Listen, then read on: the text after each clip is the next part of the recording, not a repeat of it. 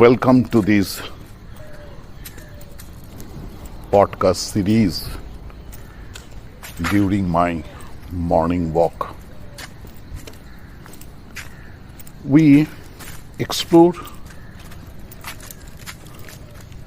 creativity, self-discovery, and human potential with thought-provoking insights to energize our day.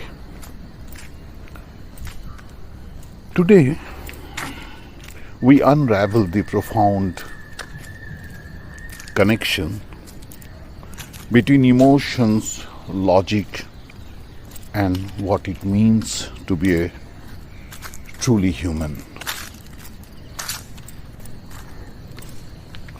When was the last time you felt like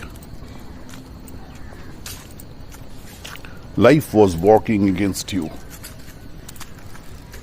Fall into this trap of believing that we are victims of circumstances.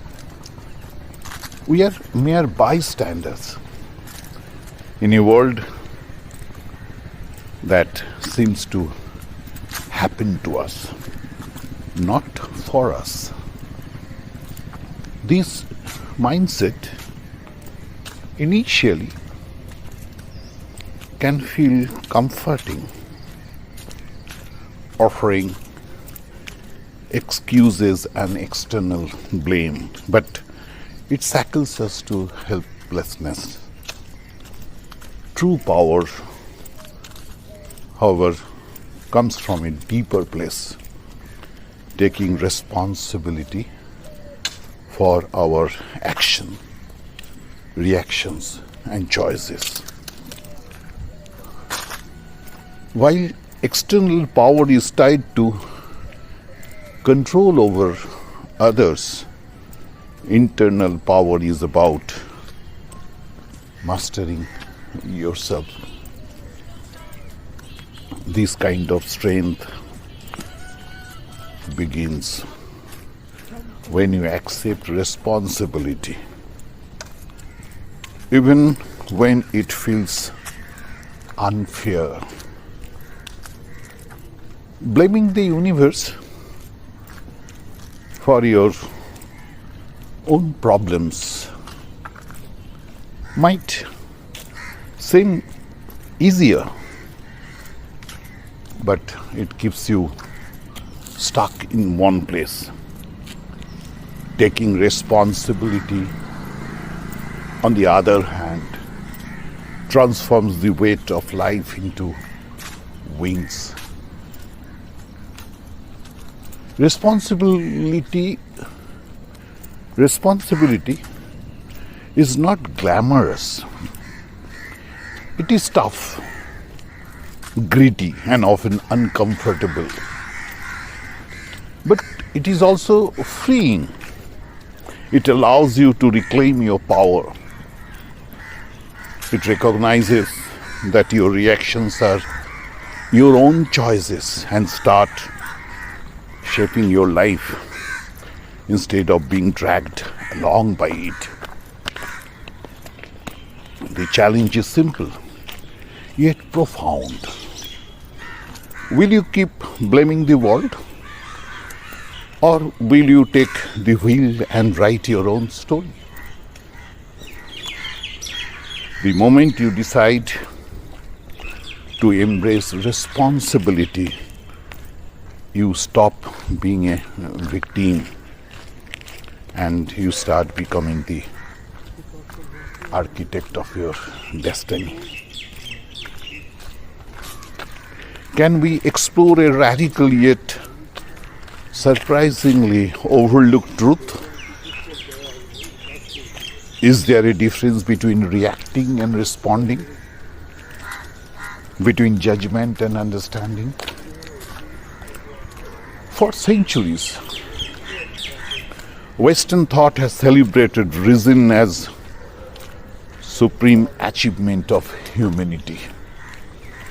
Logic was crowned king, while emotion was relegated to the role of an unruly subject, a force to be tamed, controlled, or ignored. But modern neuroscience has shattered this outdated dichotomy. Today, we understand that emotion is not the enemy of reason. It is the unsung hero. Yet, schools, workplaces, cultural institutions remain trapped in the past.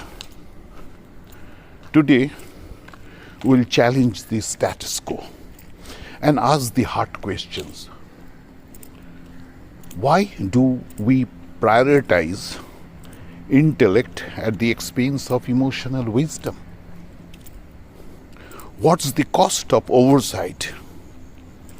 And most importantly, how can we change this course? Take a look at the world around you.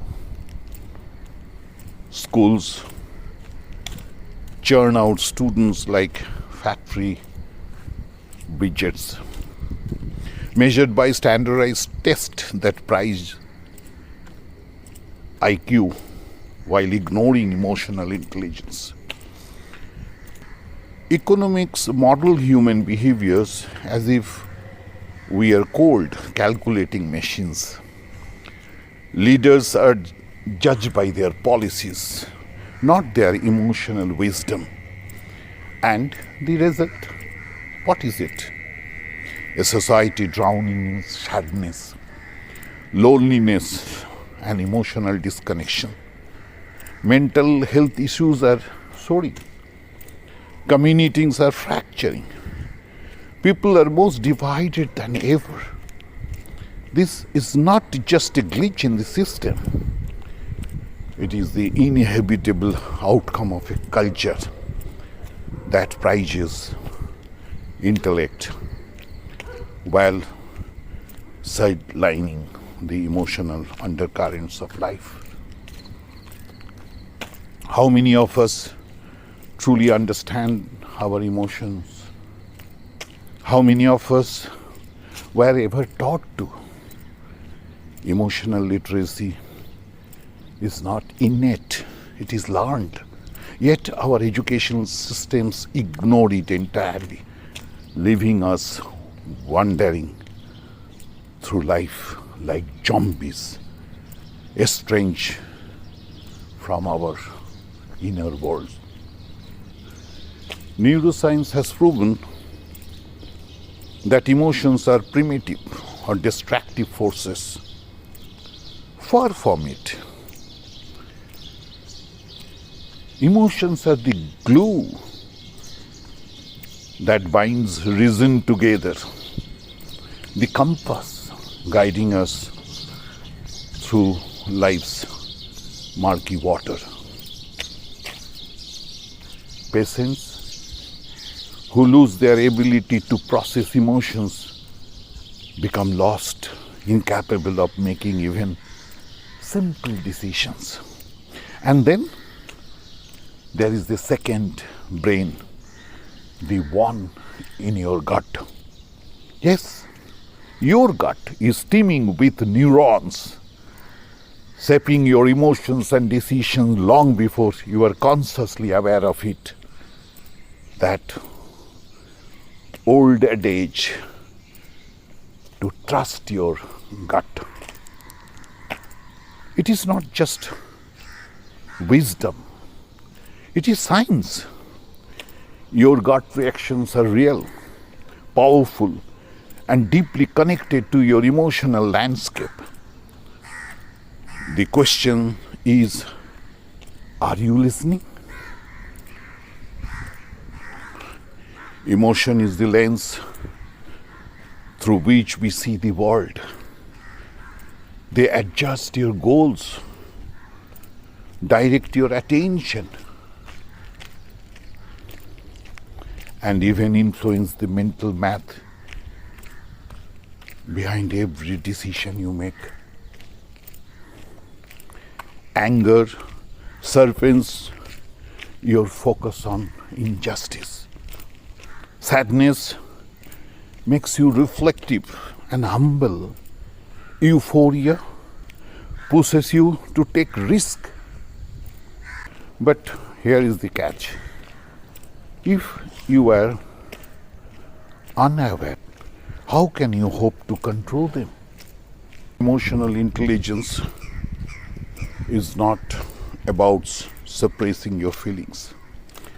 It's about understanding them, questioning them, and guiding them to serve your long-term goals. So, how do we reclaim the emotional wisdom that society has sidelined? To recognize, understand, label, express, and regulate emotions. It's not about denying your feelings or letting them run wild. It's about engaging with them in a way that aligns with your values and aspirations. Imagine applying this method in your daily life. How might it transform your relationships or your decision making, even your sense of self? Emotional intelligence is not a luxury. It is a necessity. It's the key to unlocking your potential. But let us not forget the role of the body in this equation. Emotions don't just live in the mind, they live in the body too.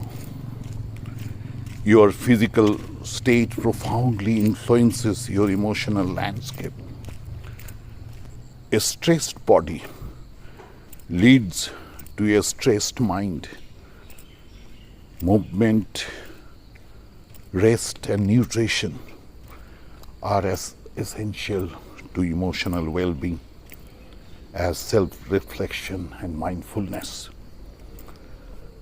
To unlock your full potential, you must engage body, mind, and intellect equally.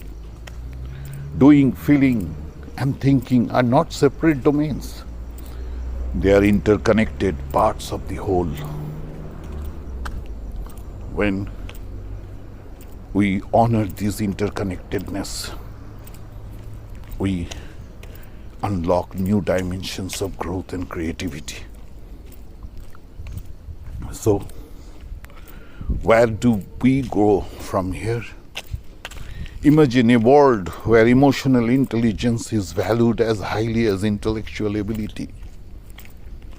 Schools teach children not just to think but to feel. Leaders are chosen for their emotional wisdom as much as their policies. This isn't a utopian dream. It is a tangible possibility. But choice is ours. Will we cling to outdated notions of reason and emotion as adversaries? Or will we embrace a new understanding that honors the complexity of human experience? As we wrap up today's episode, I leave you with this challenge. Take a moment to check in with yourself. What are you feeling right now? And how is it shaping your decisions? The answers might surprise you. Thank you for joining me on this journey into the symphony of emotions. Until next time, remember, your emotions are not just a side note. They are the main event. Honor them, understand them, and let them guide you towards a richer and more fulfilling life.